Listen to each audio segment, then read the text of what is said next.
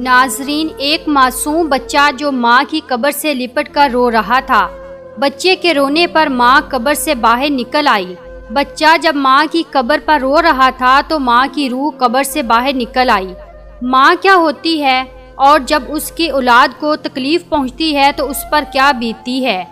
آج کا یہ حیرت انگیز واقعہ سن کر آپ کا ایمان تازہ ہو جائے گا۔ ماں سے محبت کرنے والے اس واقعے کو آخر تک ضرور سنیے گا۔ یہ واقعہ ہے بھارت کے ایک گاؤں کا۔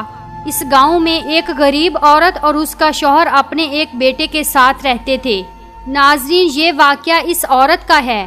وہ عورت بہت ہی نیک اور پرہیزگار تھی۔ اس عورت کا نام مریم تھا۔ مریم کے گھر میں ہر وہ خوشی تھی جو وہ چاہتی تھی، لیکن اللہ نے ایک خوشی سے اسے محروم رکھا تھا۔ وہ خوشی تھی اولاد کی۔ ان دونوں میاں بیوی کی کوئی اولاد نہیں تھی۔ شادی کو 5 سال گزر گئے تھے۔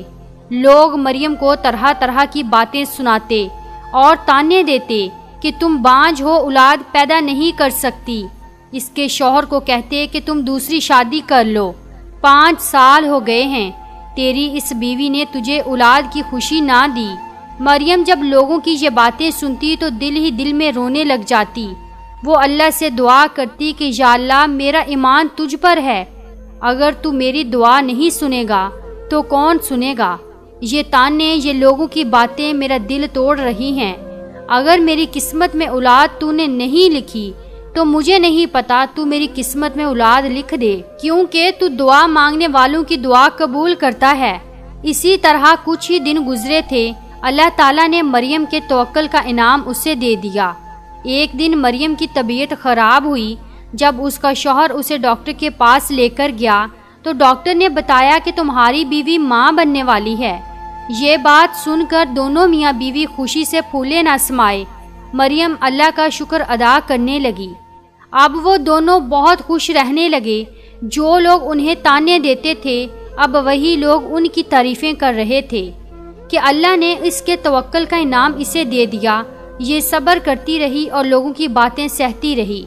مریم بہت خوش تھی، اس کا شوہر بھی اس سے بہت خوش تھا۔ آخر کار وہ دن بھی آ گیا جس دن مریم نے ایک پیارے سے بیٹے کو جنم دیا۔ جب مریم نے بیٹے کو پیدا کیا تو خدا کا کرنا ایسا ہوا کہ مریم کی طبیعت بچے کی پیدائش کے دوران اچانک سے بہت بگڑ گئی۔ اس درد کے ساتھ وہ اس دنیا سے چلی گئی۔ مریم وفات پا چکی تھی۔ اس کا شوہر ایک طرف خوشی دیکھ کر اور دوسری طرف اپنی بیوی کی جدائی دیکھ کر بہت پریشان تھا۔ وہ اندر سے ٹوٹ چکا تھا۔ ایک طرف اللہ نے اسے بیٹے کی خوشی دی، دوسری طرف اس کی بیوی اسے چھوڑ کر چلی گئی۔ وہ اپنے بیٹے کو بھی نہ دیکھ سکی، جس اولاد کو پانے کے لیے وہ تڑپ رہی تھی۔ آخری وقت میں اپنے بچے کا چہرہ بھی نہ دیکھ سکی۔ اب میں کیا کروں گا؟ اس کے بغیر میں اپنے بچے کو کیسے پالوں گا؟ وہ بہت رونے لگا، کیونکہ اسے اپنی بیوی سے بے انتہا محبت تھی۔ وہ کہنے لگا کہ تو مجھے چھوڑ کر مت جا، میں تیرے بیٹے کی پرورش تیرے بغیر کیسے کروں گا؟ لیکن کیا ہو سکتا ہے، آزمائش بہت بڑی تھی۔ اللہ تعالیٰ نے اسے حوصلہ دے دیا اور وہ صبر کر گیا۔ وہ اپنے بچے کا خیال خود رکھنے لگا۔ مریم کی خواہش تھی کہ اس کے بیٹے کا نام علی ہو، تو اس نے اپنی بیوی کی خواہش پر اپنے بیٹے کا نام علی رکھا۔ ایسے ہی دن گزرتے گئے اور علی تھوڑا بڑا ہوتا گیا۔ اس کا باپ اس کی اچھی طرح پرورش کر رہا تھا۔ اسے ماں کی کمی کبھی محسوس نہ ہونے دی۔ اسے اچھے اسکول میں داخل کروا دیا۔ اب وہ اپنے بیٹے کی ماں بھی تھی اور باپ بھی تھا۔ علی کو کبھی بھی اس بات کا احساس نہیں ہوا تھا کہ اس کی ماں نہیں ہے، کیونکہ باپ نے اسے ہر وہ چیز لا کر دی تھی جو وہ منہ سے نکالتا تھا۔ اس کا باپ اسے فوراً پورا کرتا، ہمیشہ خوش رکھتا، اسے ماں کی کبھی کمی محسوس نہ ہوتی۔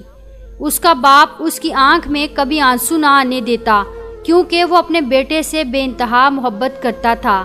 لوگ اس کی تعریفیں کرتے کہ بیوی کے مرنے کے بعد وہ اپنے بیٹے کی کتنی اچھی طرح سے پرورش کر رہا ہے۔ وہ خوش تھے، ان کی زندگی بہت اچھے سے گزر رہی تھی، لیکن کبھی کبھی اسے اپنی بیوی کا خیال بہت آتا تھا تو وہ رونے لگتا۔ وہ اپنے بیٹے کے سامنے تو نہ روتا۔ اس طرح 4 سال گزر گئے۔